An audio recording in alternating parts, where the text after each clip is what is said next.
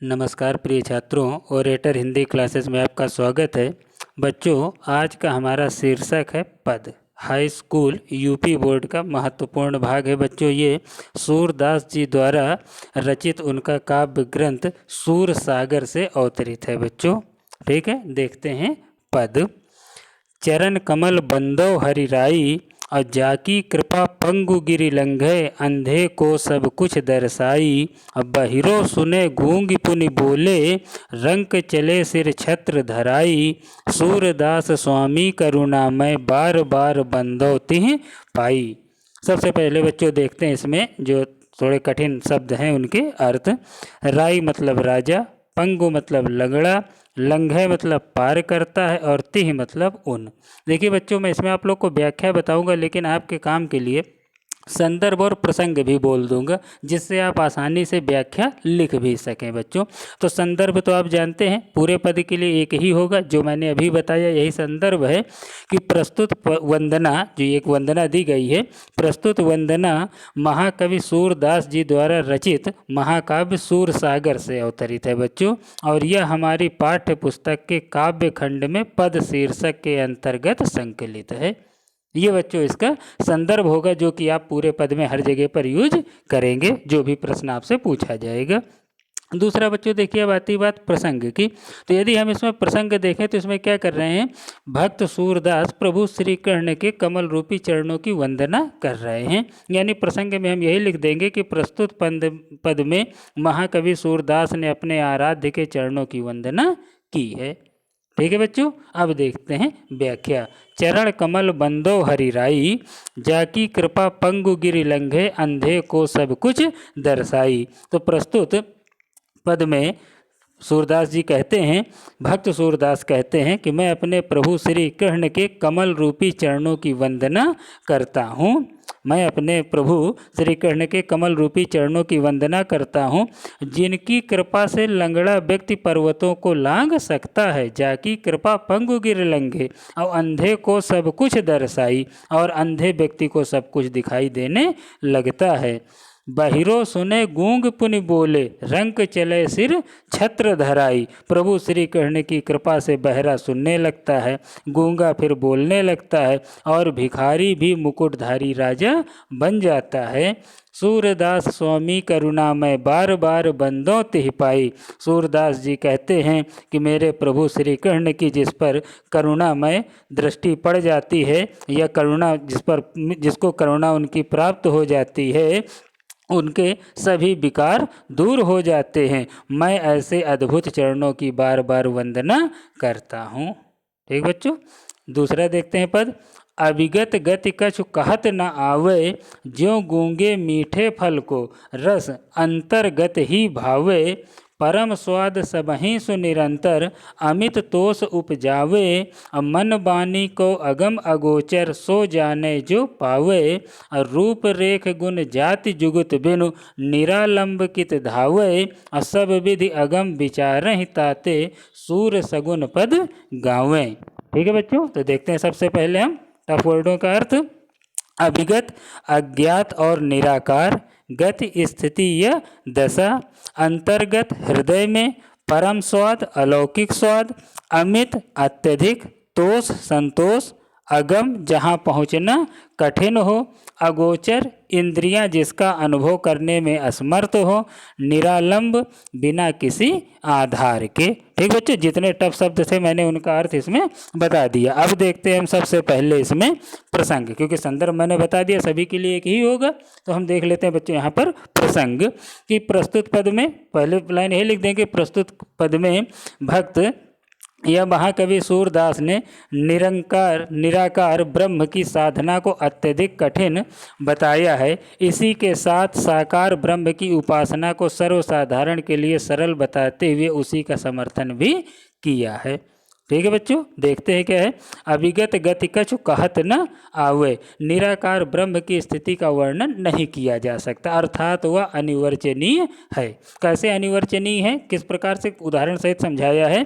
ज्यों गूंगे मीठे फल को रस अंतर्गत ही भावे, जिस प्रकार गूंगा व्यक्ति मीठे फल का स्वाद अपने हृदय में ही अनुभव करता है, उसका वर्णन नहीं सकता है।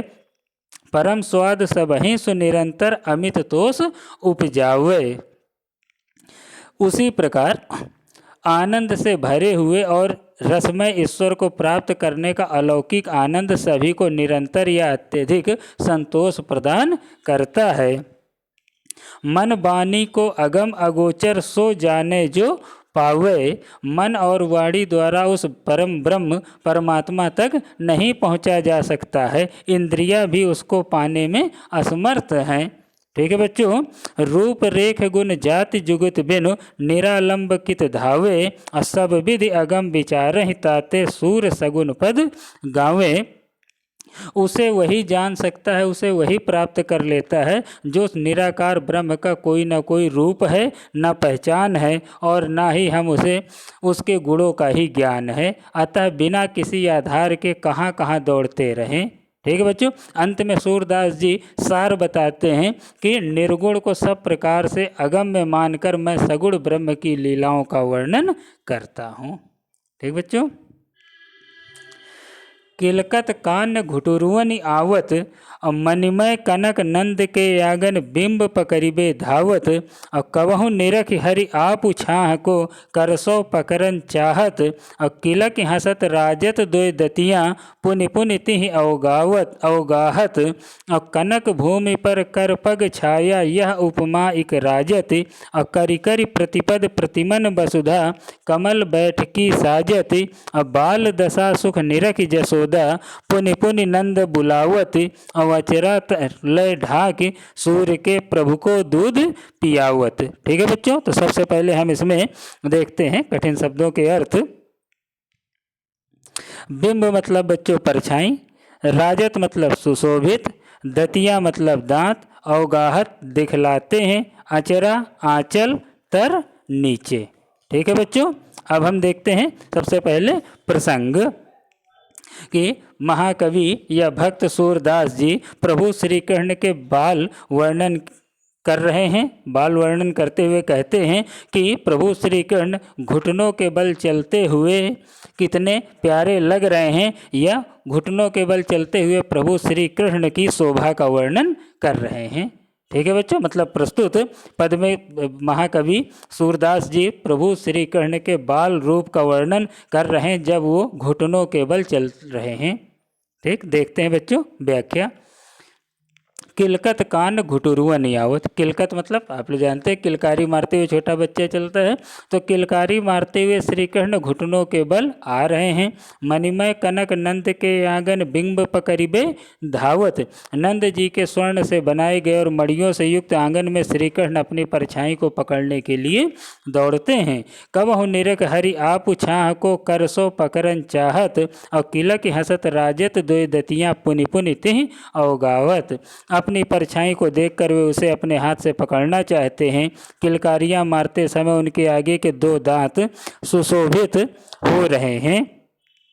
कनक भूमि पर कर पग छाया यह उपमा एक राजत, और करि करि प्रतिपद प्रतिमन वसुधा कमल बैठकी साजत, और बाल दशा सुख निरख जसोदा पुनि पुनि नंद बुलावत, अचरा तरलय ढाक सूर्य के प्रभु को दूध पियावत। ठीक बच्चों, तो किलकारियां मारते समय उनके आगे के दो दांत सुशोभित हो रहे हैं, बार बार वे उन्हें दिखलाते हैं। स्वर्ण निर्मित आंगन में श्री कृष्ण की छाया को देखकर मन में यह उपमान प्रस्तुत होता है कि मानो प्रत्येक मणि में उनके बैठने के लिए पृथ्वी ने कमल का आसन सजा दिया हो। श्री कृष्ण की बाल लीला को देख करके यशोदा बार बार नंद जी को बुलाती हैं और अपने आंचल से ढककर सूरदास के स्वामी श्री कृष्ण को दूध पिलाती हैं। ठीक है बच्चों, एक साथ मैंने इसलिए बोला ताकि आप लोग व्याख्या आसानी से पढ़ सकें। ठीक है, आपको समझने में भी आसानी होगी, इसीलिए पहले मैं पद पूरा पढ़ दे रहा हूँ, टफ वर्डों की मीनिंग बता दे रहा हूँ, प्रसंग बता दे रहा हूँ और फिर मैं पूरी व्याख्या आपको समझा दे रहा हूँ। आगे देखते हैं। मैं अपनी सब गाय चरइयों, अब प्रात होत बैल के संग जइयों, तेरे कहे न रहियों, ग्वाल बाल गायन के भीतर नैकों डर नहीं लागत, आवाज न सोओ नंद दुहाई रैनी रहोगे जागत, और ग्वाल सब गाय चरइहें मैं घर बैठे रहियों, सूर श्याम तुम सोई रहो अब प्रात जान में देइयों। ठीक बच्चों। तो सबसे पहले हम देखते हैं टफ वर्ड। देखिए बच्चों, यहाँ पर बल का अर्थ बलराम से है, उनके बड़े भाई बलराम। गायन मतलब गायों, नैको तनिक भी, दुहाई शपथ, रैन रात और दइयों दूंगी। ठीक है बच्चों। तो सबसे पहले हम प्रसंग देख लेते हैं। सिंपल सा आपने पद को सुना होगा तभी आप समझ गए होंगे कि भगवान श्री कृष्ण माता यशोदा से गायों को चराने का हठ कर रहे हैं। तो क्या कह रहे हैं कि श्री कृष्ण का पालन ग्वालों के परिवार में हो रहा था। ग्वाले प्रतिदिन गाय चराने के लिए जाते थे, इसलिए बालक श्री कृष्ण भी अपने साथियों के साथ वन में जाने की हठ माता यशोदा से कर रहे हैं। करते हुए क्या कहते हैं बच्चों, तो व्याख्या में देखिए, मैं अपनी सब गाय चरइयों बालक कृष्ण माता यशोदा से हट करते हुए कहते हैं कि हे माता, मैं अपनी गायों को चराने के लिए जाऊंगा। प्रात होत बल के संग जइयों तेरे कहे न रहियों। प्रातःकाल होते ही भैया बलराम के साथ वन में जाऊंगा और मैं तेरे कहने पर घर में नहीं रुकूंगा। ग्वाल बाल गायन के भीतर नैको डर नहीं लागत। ग्वालों और गायों के साथ मुझे तनिक भी डर नहीं लगता है। आज न सुइयो नंद दुहाई रैन रहोगे जागत।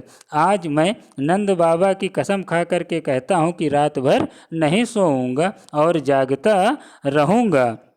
और ग्वाल सब गाय चरइहें मैं घर बैठे रहियों। मुझे यह बात बिल्कुल भी अच्छी नहीं लगती है कि सभी ग्वाले गाय चराने के लिए जंगल में जाएं और मैं घर पर बैठा रहूं। ऐसा कैसे हो सकता है।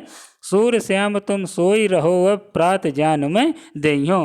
प्रभु श्री कृष्ण बालक रूप श्री कृष्ण की इन बातों को सुन करके माता यशोदा जान जाती हैं कि उसका हठ बढ़ रहा है, तो उसको दिलासा देते हुए कहती हैं, यह विश्वास दिलाते हुए कहती हैं कि हे पुत्र, अब तुम सो जाओ, सुबह होने पर मैं तुम्हें गाय चराने के लिए अवश्य भेज दूंगी।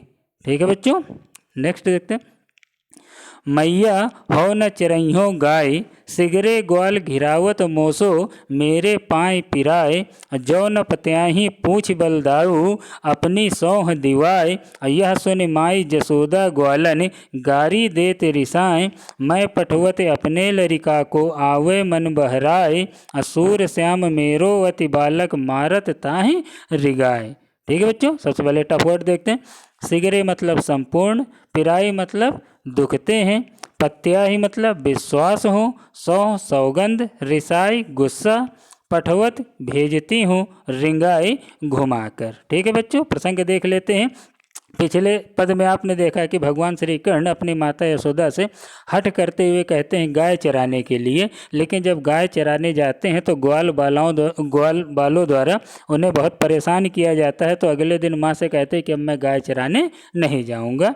तो यही बच्चों आपका प्रसंग है कि श्री कृष्ण ने गायों को चराने की हठ पहले की थी, माता ने उन्हें बालकों के साथ भेज दिया, किंतु वन में बालकों ने उन्हें परेशान किया। इस पद में श्री कृष्ण ने माँ यशोदा से ग्वालों की शिकायत की है। और ग्वालों से की शिकायत करते हुए श्री कृष्ण माता यशोदा से क्या कहते हैं कि मैया हो न चरइयों गाय। प्रभु श्री कृष्ण कहते हैं कि मैं गाय चराने माँ अब नहीं जाऊंगा। सिगरे ग्वाल घिरावत मोसो, मेरे पाँय पिराए। जितने भी ग्वाल वाले हैं, जो भी साथ में जाते हैं गाय को चराने, सभी ग्वाल वाले मुझसे गायों को घिरवाते हैं, जिससे मेरे पैर दुखने लगते हैं। और जो न पत्याही पूछ बलिदाऊ, अपनी सौ दिवाए। और यदि आपको मेरी बात पर विश्वास न हो तो अपनी सौगंध दिलाकर बलराम भैया से पूछ लो। यह सुन माई जसोदा ग्वालन गारी देत रिसाए। श्री कृष्ण के द्वारा ऐसे शब्दों को जहाँ माता यशोदा ने सुना तो अत्यधिक क्रोधित होकर ग्वालों को गाली देती हैं और कहती हैं कि मैं पठवत अपने लड़का को आवे मन बहराए, कि मैं अपने पुत्र को वन में इसलिए भेजती हूँ कि वह अपना मन बहला करके आ जाए। सूर्य श्याम मेरो अति बालक, मारत ताय रिगाए। तो भक्त सूरदास जी कहते हैं कि फिर माता यशोदा काफ़ी क्रोधित होकर के कहती हैं कि श्री कृष्ण अभी छोटा सा बालक है और ये ग्वाले उसे घुमा घुमा कर मार डालेंगे। ठीक है बच्चों, ये 5 पद की मैंने व्याख्या आपको बता दी। वीडियो पसंद है लाइक शेयर सब्सक्राइब जरूर करें। इसके आगे के जो पद हैं मैं अगले वीडियो में आप लोगों को क्लियर कर दूंगा।